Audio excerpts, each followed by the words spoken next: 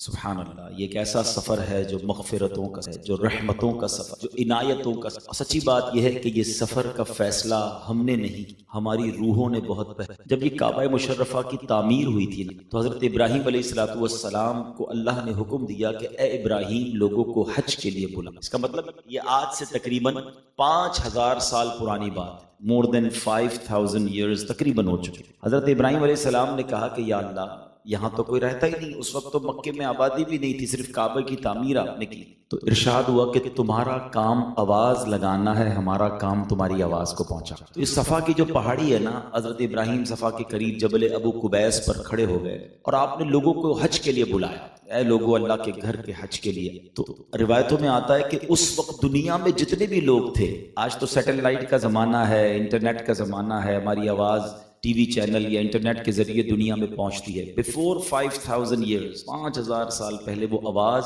پوری دنیا میں جتنے لوگ تھے سب نے سنی۔ اچھا، جو اس وقت لوگ تھے صرف انہوں نے نہیں سنی، بلکہ جتنے ماں کے پیٹ میں بچے تھے انہوں نے بھی سنی، باپ کی پشت میں جو بچے تھے انہوں نے سنی، بلکہ جو عالم ارواح میں روحیں تھی انہوں نے بھی سنی۔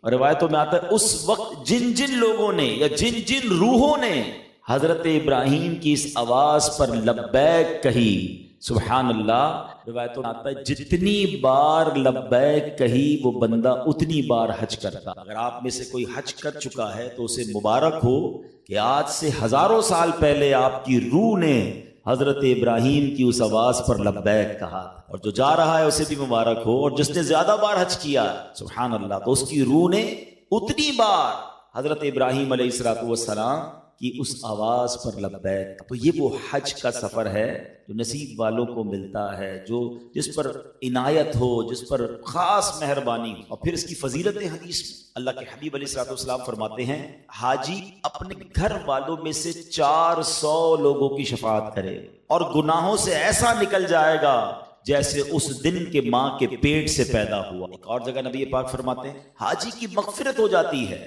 اور حاجی جس کے لیے استغفار کرے اس کی بھی مغفرت ہو جاتی ہے۔ جب کوئی حج پہ جائے نا تو اس سے دعائیں کروایا کریں، واپس آئے تو جیسے ہی آئے تازہ تازہ فوراً اس سے دعا کرے، کیونکہ وہ جس کے لیے استغفار کرے گا اس کی بھی مغفرت ہو جاتی ہے۔ ایک اور جگہ نبی پاک علیہ السلام نے فرمایا یہ دیکھو کیسا سفر ہے، سفر پر تو مغفرت ہے، سفر پر تو عنایت ہے، لیکن اگر اس سفر میں کسی کو موت آ جائے تو اللہ کے حبیب علیہ السلام فرماتے ہیں جو حج یا عمرے کے لیے نکلا اور راستے میں مر گیا اس کی پیشی نہ ہوگی، نہ حساب ہوگا، اس سے کہا جائے گا ادخل الجنہ، یعنی تو جنت میں داخل ہو جا۔ مرنا تو ہے ہی، لیکن اگر اس سفر میں نصیب ہو جائے اور سبحان اللہ مکے مدینے میں موت آ جائے تو اس سے زیادہ مبارک جگہ کون؟ اللہ پاک ہمیں جب تک زندہ رکھے، خیر و عافیت کے ساتھ رکھے، اور جب موت آئے تو ہمیں مدینہ منورہ میں ایمان والی عافیت والی موت نصیب فرمائے، جنت البقیع جو ہے وہ ہم سب کا مقدر فرمائے، سبحان اللہ۔ ایک اور خوبصورت حدیث پاک، حاجیوں کی فضیلتیں تو کتنی ہیں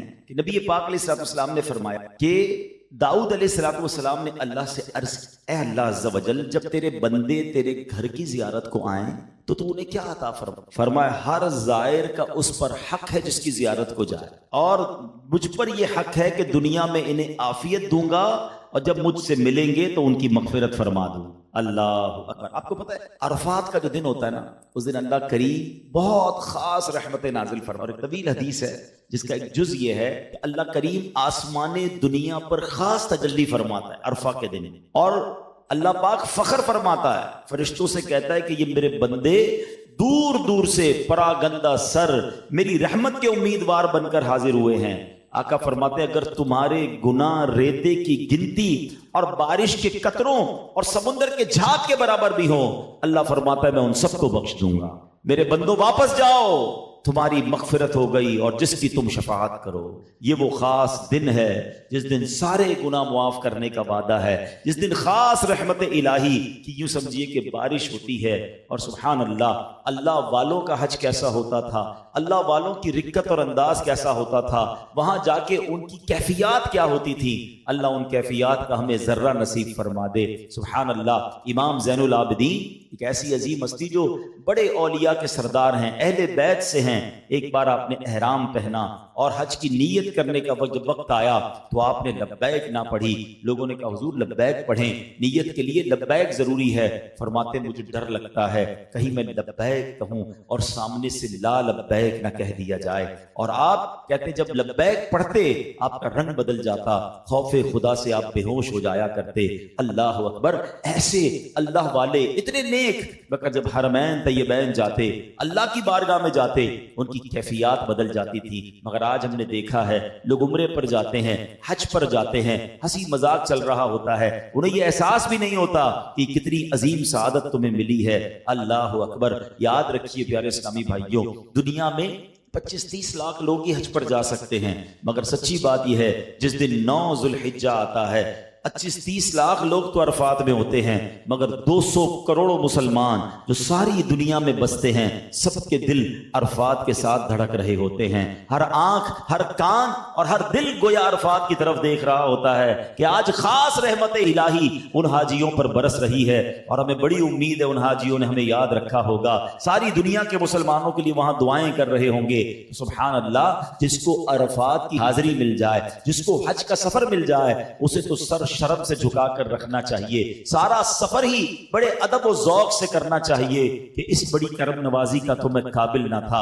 एक और वाकया सुनिए, बुजुर्गों पर करम नवाजी भी कैसी होती है और अल्लाह की रहमत की बातें भी कितनी निराली हैं। सैयदना अली बिन मुवफ्फिक रहमतुल्लाहि तआला अलैह फरमाते हैं, मैंने हज की सआदत हासिल की, काबा मुशर्रफा का तवाफ किया, हजर अस्वद का बोसा दिया और 2 रकअत नमाज तवाफ पढ़ी और उसके बाद काबा शरीफ की दीवार के साथ बैठकर रोने लगा। बारगाह इलाही में अर्ज करके, ऐ अल्लाह, मैंने तेरे पाक घर के गिर्द न जाने कितने चक्कर लगाए, मगर मैं नहीं जानता कबूल हुए कि नहीं हुए। फिर मुझ पर गुनूदगी तारी हो गई और मुझे एक गैबी आवाज सुनाई दी, ऐ अली बिन मुवफ्फिक, हमने तेरी बात सुन ली है, क्या तू अपने घर में सिर्फ उसी को नहीं बुलाता जिससे तू मोहब्बत करता। कितनी खूबसूरत बात है कि अपने घर में तो बंदा उसे ही बुलाता है ना जिससे मोहब्बत करता है। अगर तुम्हें मक्के बुलाया गया है, मदीने बुलाया गया है, काबा दिखाया गया है, तो रब ने तुझसे मोहब्बत फरमाई है, रब ने तुझे कबूल कर लिया है, तो फिर घबराना कैसा।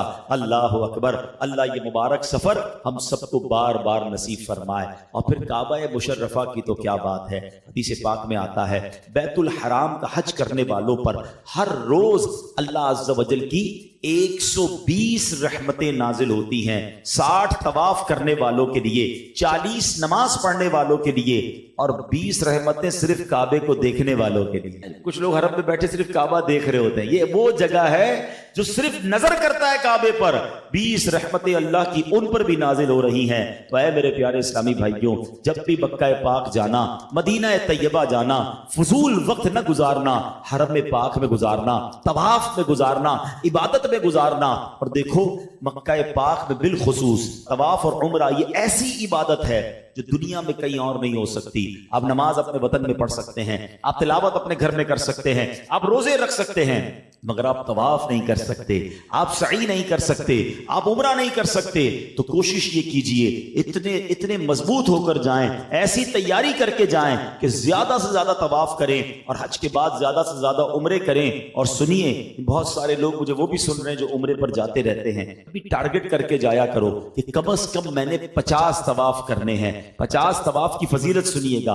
जब भी लफ्ज़ तवाफ की बात होगी ना, तो 7 चक्कर का एक तवाफ होता है। एक चक्कर का एक तवाफ नहीं है, 7 चक्कर आपने कंप्लीट किए तो एक तवाफ हुआ। तो 50 तवाफ ऐसे करने हैं कि 7-7 चक्कर के 50 तवाफ। हदीस पाक में आता है कि जिसने 50 मरतबा तवाफ किया, गुनाहों से ऐसा निकल गया जैसे आज अपनी मां के पेट से पैदा। तो ये फजीलत सिर्फ हज के लिए नहीं है। अब रमजान में कोई जा रहा है 15 दिन, 20 दिन, रबीउल अव्वल पे जाते हैं, पूरे साल में जाते हैं, तो जब भी अब अगली बार उम्रे पे जाना ना, तो 50 तवाफ का टारगेट लेके जाएं। वरना अगर उम्रे पे जाएं तो ये फजूल बातें, घूमना फिरना छोड़ें और खूब तवाफ करें और ये फजीलत जो है वो हासिल कर लें। तो अब हज और उम्रा पे जो जाते हैं उनके लिए नीयतें लिखी हैं किताबों में, और अमीर अहले सुन्नत ने तो कमाल किया है। मैं ज़ाहिर है कि बहुत तफसीली हज का तरीका तो बयान नहीं कर सकूंगा, तो उसके लिए मैं आपको कुछ हाईलाइट्स भी देता जाऊंगा और मैं कहूंगा कि کہ کتاب رفیق الحرمین یہ اپنے ساتھ ضرور رکھیں. تو یہ کتاب انشاءاللہ آپ کو واقعی اس کا نام ہی رفیق الحرمین ہے, رفیق رہے گی آپ کے سفر کے, تو قدم قدم پر آپ کو کام دیتی رہے گی. ایک سے زیادہ کتابیں لے لیں تاکہ دوسروں میں تقسیم بھی کر سکیں گے. تو رفیق الحرمین کتاب جو ہے اس میں اسٹارٹ میں ہی امیر اہل سنت نے حج اور عمرے پر جانے والوں کی 56 نیتیں لکھی. اچھا, نیتوں کا میں کمال آپ کو بتا دیتا ہوں کہ مثال کے طور پہ روایتوں میں آتا ہے کہ بندہ اپنے گھر سے نماز پڑھنے چلے, ہر ایک قدم پر اسے نیکی ملے گی اور ہر دوسرے قدم پر گناہ معاف ہوگا. مگر سیدی اعلیٰ حضرت فتاوی رضویہ میں آپ نے 40 نماز کی لیے مسجد کے لیے جانے کے لیے نیتیں لکھی ہیں. آپ فرماتے ہیں اگر کوئی یہ نیتیں کر لے اور گھر سے مسجد کو جائے تو اب ہر قدم پر اسے 40 نیکیاں ملیں گی. یہ نیتیں ہیں جو ملٹیپلائی کر دیتی ہیں آپ کے نیک کام کو. تو امیر علیہ سنت نے 56 نیتیں لکھی ہیں. میں چند اس میں سے پڑھ دیتا ہوں تاکہ مائنڈ سیٹ ہو جائے کہ واقعی نیکیوں کی کتنی پیاری پیاری نیتیں ہو سکتی ہیں. سب سے پہلی نیت جو حج کے لیے ہونی چاہیے, عمرے کے لیے ہونی چاہیے, کہ صرف رضائے الہی کے لیے حج کروں. اصل مقصد یہ ہو کہ اللہ کی رضا کے لیے حج کروں گا. دوسری, سبحان اللہ, اس آیت مبارکہ پر عمل کروں گا. وَأَتِمُّ الْحَجَّ وَالْعُمْرَةَ لِلَّهِ, حج اور عمرہ اللہ کے لیے پورا کرو, یعنی حکم قرآنی پر عمل کرنے کے لیے حج کروں گا. سبحان اللہ. پھر اس کے بعد فرمایا نبی پاک